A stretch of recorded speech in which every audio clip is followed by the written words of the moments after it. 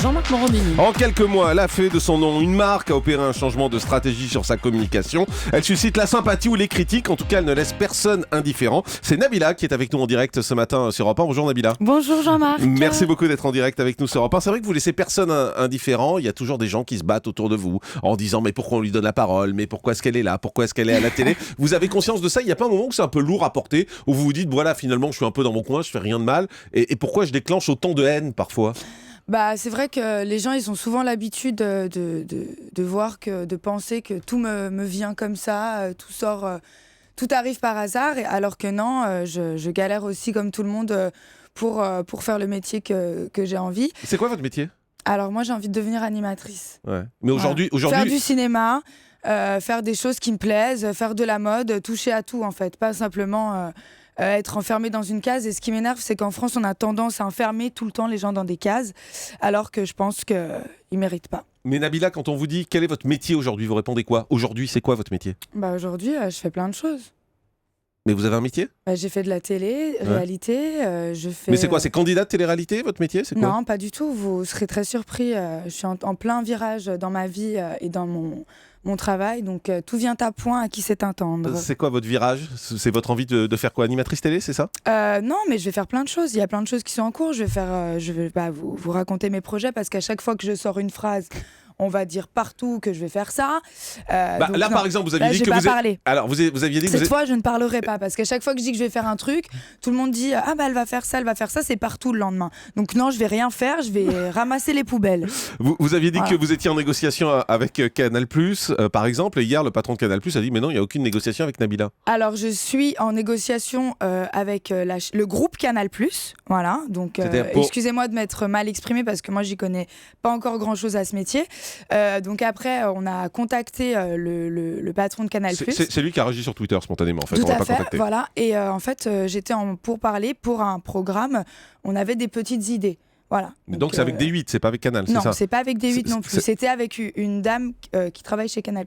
D'accord. Voilà, donc... la chercheuse de talent de Canal. Donc vous dites, moi je suis toujours en négociation avec Canal. Moi je suis toujours en négociation. Après, il y a plein de petites choses qui se font et voilà. Bon, vous avez également fait des essais avec Cyril Hanouna. On a parlé de vous pour Europe 1, on a parlé de vous pour D8, pour Touche pas à mon poste. Vous avez envie de faire ça? C'est quelque chose qui vous attire d'aller dans Touche pas à mon poste, par exemple? Alors, pour moi, déjà, c'est une émission que je regarde tous les jours. Après, moi, ce qui m'intéresse, c'est que j'ai envie d'apprendre le métier. Donc, je m'en donne les moyens. Je pense qu'autour de la table, ils n'ont pas de profil comme le mien. J'ai envie de donner l'opinion d'une jeune femme de 21 ans. J'ai envie de leur parler de la télé-réalité comme je la vis et comme je la conçois. Et voilà, je pense, j'aimerais bien. Et... Vous êtes prise ou pas? Écoutez, il faut voir avec Cyril. Moi, non, je fais des castings comme tout le monde. Voilà. J'essaye, j'ai envie, j'y mets de la volonté. Et voilà, après, pour Europe 1, c'est plutôt négatif. Pour le reste, écoutez, on verra bien. Vous n'avez pas eu de réponse encore? Je n'ai pas eu de réponse. Vous faites Allô Nabila en famille à Paris en ce moment sur Énergie 12. La précédente émission avait été diffusée en prime, les audiences avaient été moyennes. Là, cette fois, vous êtes diffusé à 19h. Hier, les audiences ont remonté d'ailleurs sur Énergie 12. C'est quelque chose qui vous plaît de vous mettre en scène comme ça? C'est quoi? C'est les Kardashians, votre image, votre modèle? Alors, moi, ce qui me plaît et ce qui me plaira toujours, c'est voilà, de faire de la télé. Donc après, moi, la télé-réalité, je trouve que ça peut être un tremplin. C'est quelque chose que je fais avec grand plaisir. Je veux dire, on est en famille, on rigole, il y a des caméras et en plus, voilà, il n'y a rien de mauvais ou de malsain. Ce programme, contrairement à d'autres, il est familial. On est là, on est en famille, on est tranquille. Voilà quoi, on a tous décidé de montrer notre vie de famille sur un court terme. Et... Vous arrêtez la télé-réalité? C'est la dernière fois que vous en faites là? Voilà, donc c'est la dernière fois que je vais faire de la télé-réalité. Je kiffe la télé-réalité, je la regarde, je l'ai faite. Je kiffe, ça veut dire j'aime, je précise pour Julie. J'aime. Non, mais ça va pas.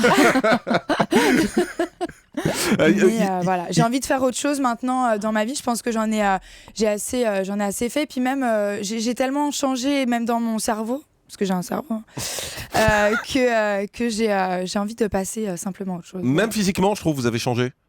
Ouais. Vous êtes plus sage? J'ai évolué avec mon âge aussi. Vous m'avez connue, j'avais 18 ans. J'aimais bien tout ce qui était, Décolleté, gros seins. Décolleté, gros seins, fossiles, extension. Et là, vous avez enlevé les gros seins et les fossiles? Pas les gros seins, mais les fossiles. Ouais. Il y a eu pas mal de critiques sur vous, vous le savez. Il y a Eric Nolot, par exemple, qui dit « Je trouve ça terrible qu'une fille qu'on a vue vautrer sur les trottoirs de Miami en train de crier « Je nique ta mère » devienne l'idole de toute une jeunesse. » Déjà, être l'idole de toute une jeunesse, c'est un bien grand mot. Donc, je le remercie pour son charmant compliment, même si je le connais ap. Et, je le connais pas, je traduis encore. Je le connais pas. J'avais remis à l'endroit. et puis excusez-moi, mais c'est des réflexes. Et du coup, non, mais je fais des défauts comme tout le monde. Je me suis battue dans la rue, c'est pas bien. Faut arrêter de vouloir dire des choses comme ça. C'est pas grave. Je me suis battue dans la rue, ça arrive. J'étais énervée, excusez-moi. Enfin voilà. Après, les gens, ils vous piquent sur les erreurs que vous avez faites. Faut passer à autre chose, les amis. Il y a Patrick Sébastien avec qui vous êtes frité par médias interposés. Vous l'aimez pas du tout, hein. Je l'aime pas pour la simple et bonne raison qu'il ne respecte pas les gens. Comparer la télé-réalité à de la prostitution, je trouve qu'il est bien placé en matière de prostitution, il s'y connaît, donc peut-être qu'il a fait le rapprochement. Mais il n'y avait pas lieu de faire cette comparaison. Je trouve ça d'une vulgarité sans nom. Ouais, c'est dégoûtant de dire ça. Un animateur plus gentil en général, Cyril Ferraud de France 3, qui dit « À un moment donné, le vide intersidéral, il faut que ça s'arrête. » Vous vous sentez visé ?